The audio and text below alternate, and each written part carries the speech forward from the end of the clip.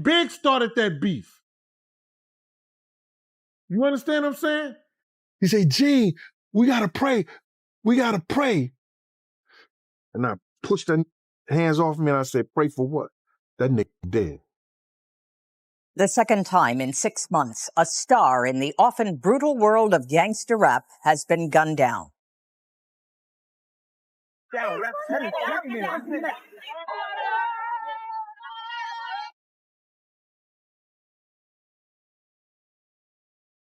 There's plenty of places Big could have been.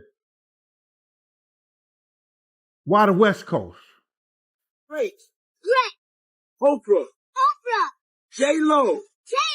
A-Rod. Will Smith. Alicia Keys. Look at this pretty hit. Black King God, dude. Justin Bieber. Kevin Hart. Mark Wahlberg. Snoop. DJ Khaled. Swiss Beats. Kelly Rowland. Chris Brown. Maluma. Sheree. Sierra. Janelle Monáe. Yeah, that's my sis right there. Lizzo. Megan Thee Stallion. Jay Powell. Naomi Campbell. That's your auntie. Yes, Naomi Campbell's your auntie. No, she's a supermodel. Well, let's get back to the list. Okay. Jessica Alba.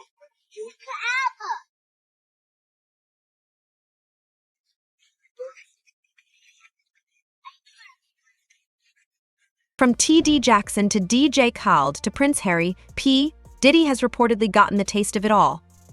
That's right. I was thinking to myself the other day, Uptown Records started with 5 people. Andre Harrell, I'll Be Sure, Heavy D, and Puffy.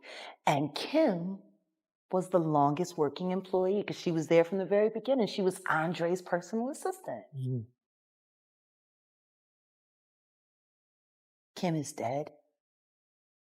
Heavy D is dead. What's big? Andre Harrell is dead. The only 2 left are Puffy and Al almost died. Isn't that interesting? That is interesting. According to Gene Deal, there is a complete list of Diddy's go-to men that he had over at his mansions for the infamous freak-off sessions. And not just some list, you'll be surprised to know the names on the rapper's other list, apparently known as the hit list. First, we lined up parallel to the door in which they have to come out, right? You follow me? Yep. All right, we lined up parallel to where the doors they have to come out. So if they come out right here, the car's right there. They're right there. So then Big is taking his time because, you know, his fibular bones and his thighs are broken or whatever like that. You know, they fractured or whatever. So it's taking him a long time to come out. So he says to me, Gene, if you don't get in this car, you ain't gonna never work for Bad Boy ever again.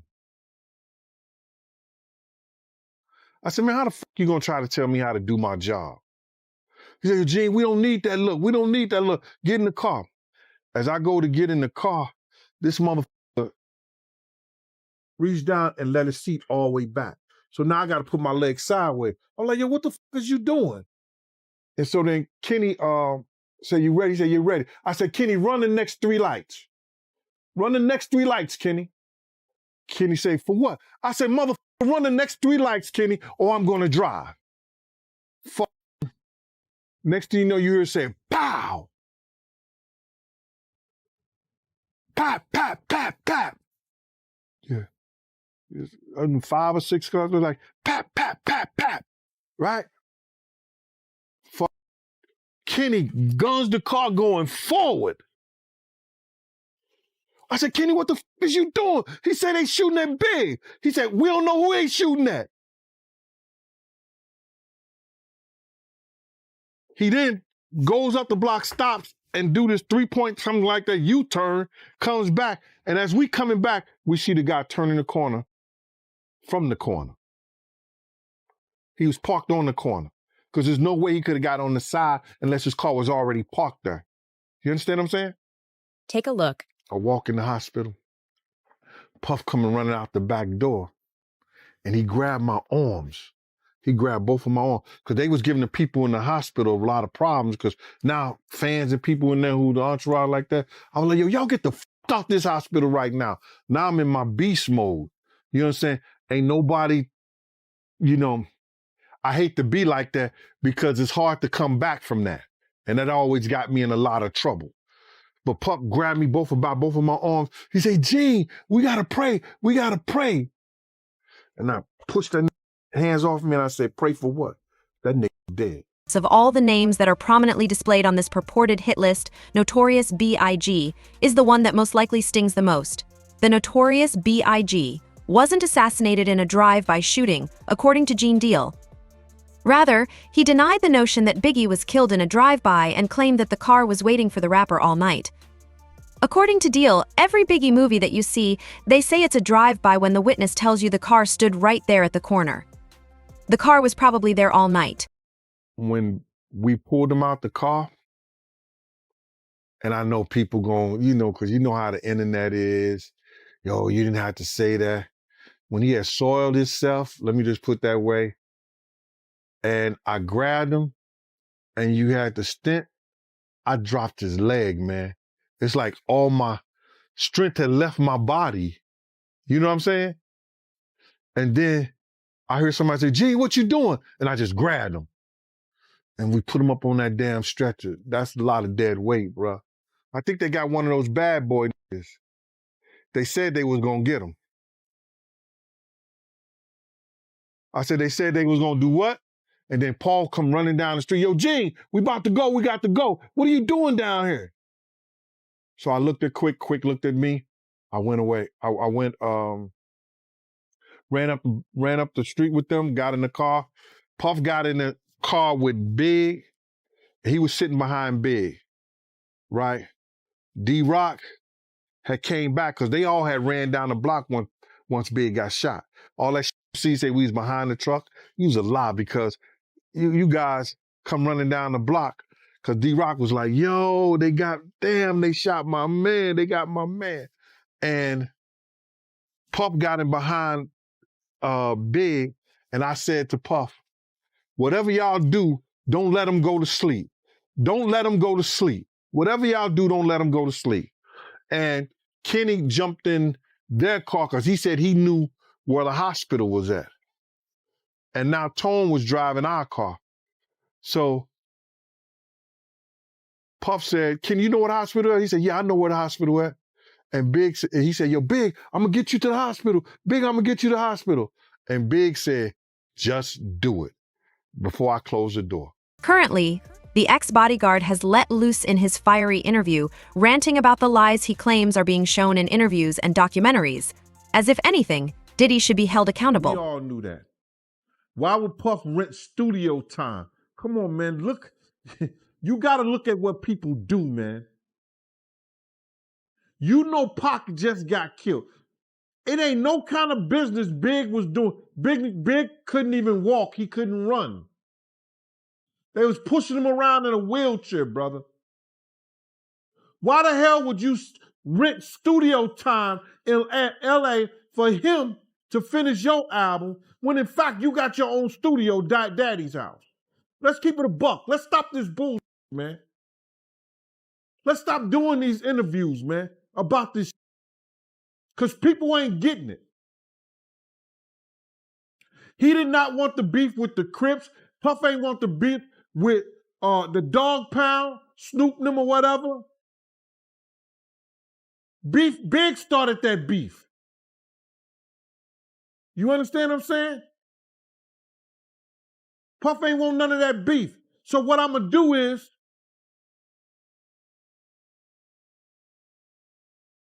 y'all want the I'm going to put him out the pasture.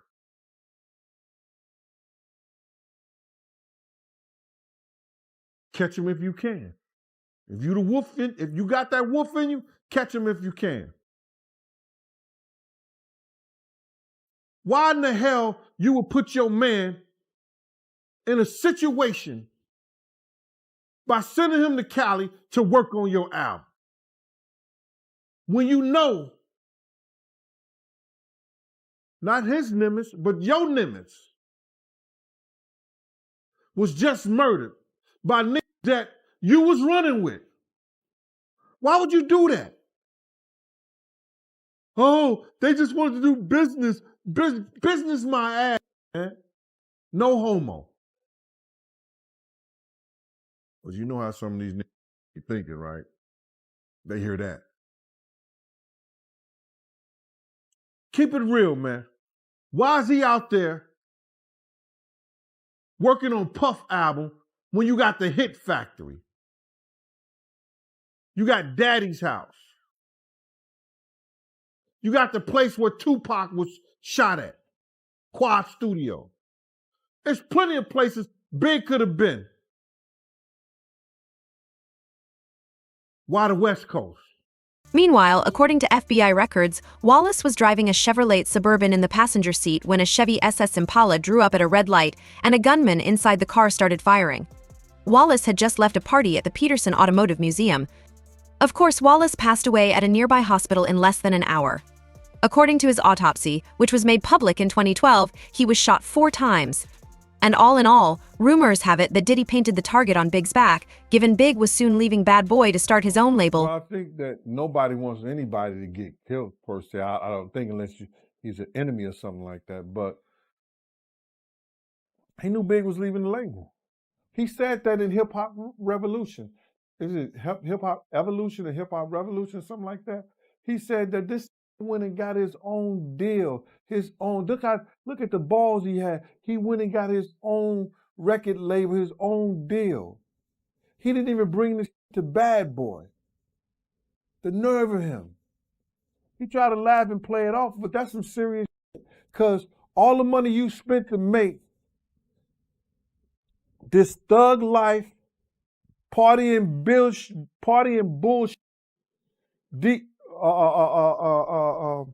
partying bullshit artists. You know what I'm saying? That's the type of music Big was doing. Hardcore street type of shit. You made him into the Sochi Big Papa type dude. You understand what I'm saying? You made him into that dude that, the women, no matter how he looked, how big he was, they loved him. All that came from Arista money. All that came from what Arista did. You understand? Under the Bad Boy umbrella. Now he's taking that to a whole nother label, a whole nother company that gave him $60 or $62 million to work with. And he gonna have 5 or 6 artists that he gonna do. So who gonna take that hit? Who gonna take the blame for that? Huh? Big ain't gonna take the blame. Puff gotta take the blame. We spent all this money. But he going making deals elsewhere? And not under our umbrella? Yet Deal remembers the specifics of the night in March 1997 when Biggie was hit by gunfire and Deal had to rescue him as the young 25-year-old man passed away in his arms. He related removing the renowned rapper from his Suburban. The former bodyguard fought back tears as he recalled the spring night that the chart-topping artist from Bad Boy Records attended the Soul Train Awards show after the party.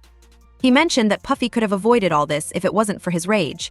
Obviously, back then, as a bodyguard, he couldn't do much. Because the LAPD was saying, if you want to know what happened that night, talk to Gene Deal. And she had told Miss Wallace that a couple of times. So Miss Wallace was calling over to Bad Boy saying, I need to get in touch with Gene Deal, the person who was doing security for Puff. So me and Puff had said a long time ago that if anything ever go down, don't tell nobody my name in the whole 9 yards. But if you're going to tell the LAPD my name, if you're going to tell the FBI, you're going to tell any law enforcement people my name, you understand? You might as well tell Big Mama my name, but he told her he didn't know me. The reason he probably did that was because he knew that I was going to tell Ms. Wallace all what happened.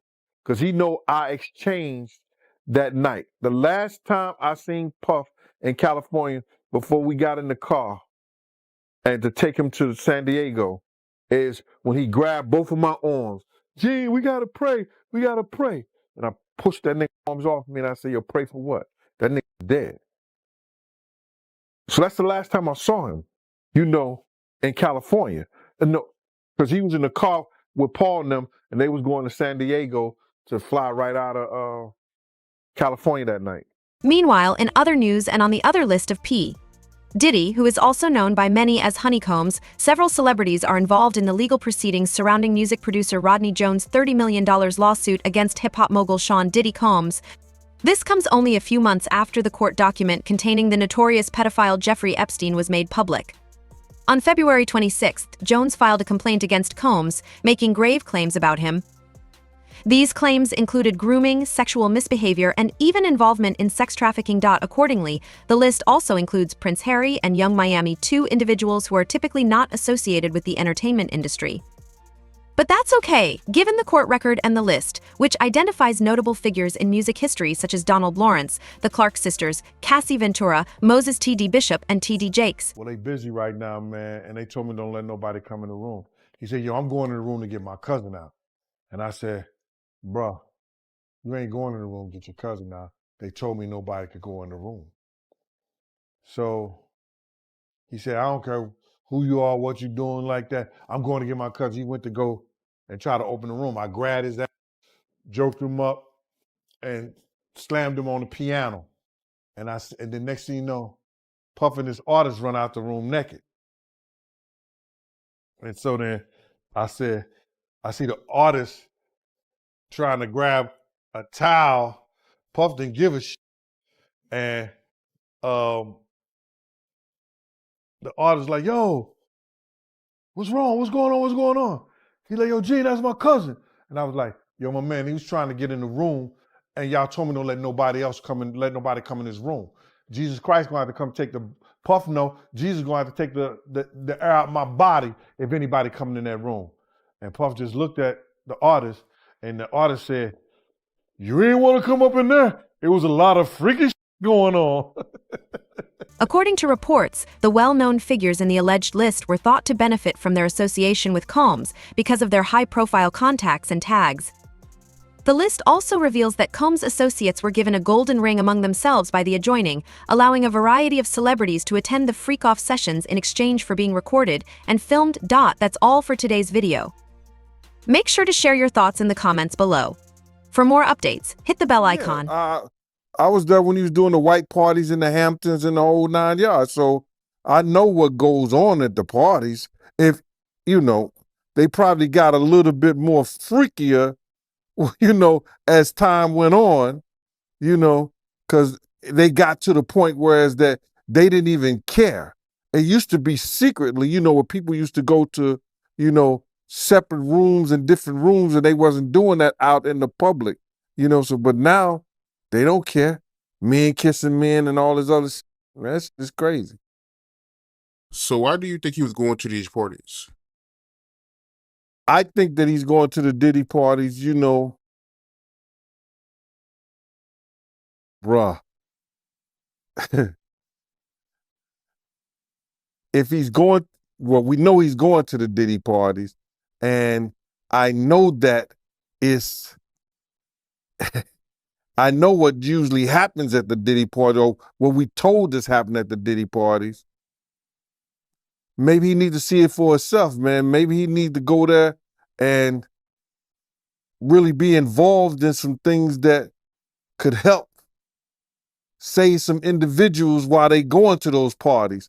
Or maybe he just going to, man, it's hard to even talk about. Why would you find a religious man, when that the saints supposed to separate themselves